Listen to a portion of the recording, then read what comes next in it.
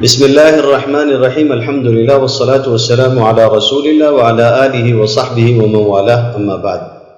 حجاج کرام، اللہ کے فضل و کرم سے آپ مکہ مکرمہ پہنچ چکے ہیں اور میں یہ ویڈیو آپ کے لیے ریکارڈ کروا رہا ہوں، جیسا کہ ہم نے اپنی حج تربیتی کلاس میں بھی کہا تھا کہ ہم روز کی بنیاد پر انشاءاللہ آپ کی رہنمائی کا کوئی نہ کوئی ذریعہ کرنے کی کوشش کریں گے۔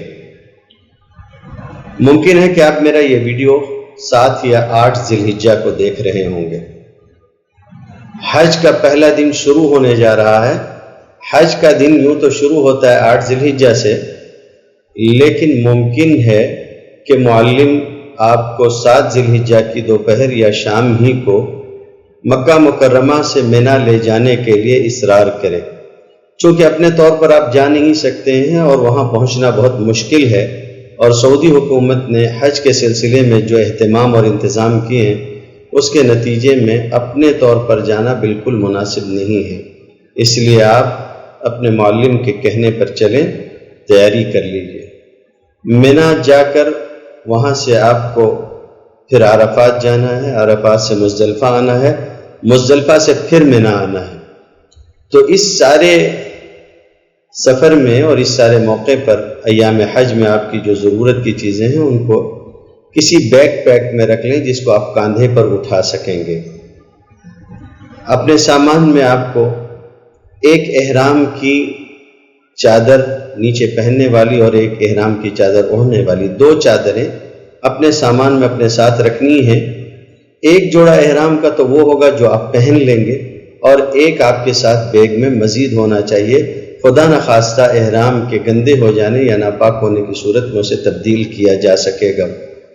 اسی کے ساتھ ساتھ میں آپ کو کم از کم ایک جوڑا کپڑا ساتھ میں رکھنا ہوگا کہ جب 10 ذی الحجہ کو آپ احرام کی پابندیوں سے باہر آئیں گے تو احرام اتار کر احرام کی چادریں وہ جوڑا پہن سکیں گے۔ اسی کے ساتھ ایک ہلکی پھلکی کوئی چادر اوڑھنے کے لیے اور ایک چادر یا چٹائی بچھانے کے لیے لے لیجئے۔ یہ پورے سفر میں آپ کو کام آئے گی اور خاص طور سے مزدلفہ میں آپ کے کام آئے گی۔ جو چپل آپ اپنے ساتھ رکھیں گے، اچھا سا چپل رکھیے جسے پہن کر آپ مسلسل کئی کلومیٹر بلا تکان چل سکیں، تاکہ آپ کو دقت نہ ہو۔ اس سفر میں آپ کو مسلسل کافی لمبا حصہ پیدل چلنا ہوگا۔ اسی کے ساتھ ساتھ کچھ سوکھا ناشتہ وغیرہ اپنے ساتھ رکھ لیں۔ پانی کی 1 یا 2 بوتل چھوٹی جو ہوتی ہے وہ بیگ میں رکھ دیں، تاکہ بوقت ضرورت ان کو استعمال کیا جا سکے، ان کو نہ نکالیں۔ جب بہت زیادہ ضرورت ہو تو آپ اس کو استعمال کر سکیں۔ آپ کی جو ضروری دوائیں ہیں وہ آپ اپنے ساتھ رکھ لیجئے۔ اپنے ساتھ کچھ ریال رکھ لیں، سیل فون رکھ لیں، اگر پاور بینک ہے تو اس کو ساتھ رکھ لیں، چارجر بھی آپ اپنے ساتھ رکھ لیں۔ یونیورسل جو ساکٹ ہوتا ہے جس کے ذریعے سے وہاں پر آپ اپنا چارجر لگا کر چارج کر سکیں گے پن وغیرہ میں، آپ وہ بھی اپنے ساتھ رکھ لیں۔ کوئی ایک کتاب رکھ لیں جو آپ کے ساتھ میں ہو دعا کی، اور ایک کتاب کوئی جو مناسک کی ہو۔ اچانک کوئی صورت پیش آ جانے پر اس میں بھی دیکھا جا سکتا ہے۔ سیفٹی ریزر وغیرہ اپنے ساتھ رکھ لیجئے گا۔ ساری چیزیں رکھ کر ایک مرتبہ اچھی طرح سے دیکھ لیجئے کہ کوئی سامان چھوٹا تو نہیں ہے۔ ساری چیزوں کو اچھی طرح سے دیکھ لیں، جو بیلٹ وغیرہ آپ کو ملے ہوں گے، جو ہوٹل کا کارڈ ہوگا، اور اسی طریقے سے معلم کے کارڈ وغیرہ، وہ سب احتیاط کے ساتھ اپنے ساتھ رکھ لیں۔ اب آپ کو احرام باندھنا ہے اور احرام باندھ کر آپ کو مینا جانا ہے۔ احرام باندھنے کے لیے مسجد الحرام جانے کی کوئی ضرورت نہیں ہے، آپ اپنے ہوٹل ہی سے حج کا احرام باندھ سکتے ہیں۔ یہ ان حجاج کے لیے ہے جو تمتع کر رہے ہیں۔ افراد اور قران والے تو پہلے سے احرام میں ہوتے ہیں۔ احرام باندھنے کی ترتیب آپ جانتے ہیں۔ پہلے جتنے غیر ضروری بال ہیں وہ سب صاف کر لیے جائیں، ناخن وغیرہ تراش لیے جائیں، اور اس کے بعد غسل کر کے آپ احرام کی چادریں پہن کر، اگر کوئی مکروہ وقت نہیں ہے تو 2 رکعت نماز پڑھ لیجئے۔ پہلی رکعت میں سورہ کافرون اور دوسرے میں سورہ اخلاص پڑھ لیجئے۔ پھر اس کے بعد آپ تلبیہ پڑھیں گے، اور جیسے ہی آپ تلبیہ پڑھیں گے نیت کر کے آپ حج کے ارادے سے تلبیہ پڑھیں گے۔ حج کی نیت کر کے آپ اپنی زبان میں کہہ سکتے ہیں کہ اللہ میں حج کا ارادہ کرتا ہوں، آپ اس کو میری طرف سے قبول فرما لیں اور میرے لیے آسان کر دیں۔ بس یہ تلبیہ پڑھنے کے ساتھ ہی آپ پر احرام کی ساری پابندیاں شروع ہو جائیں گی۔ اب آپ اگر مینا پہنچ گئے ہیں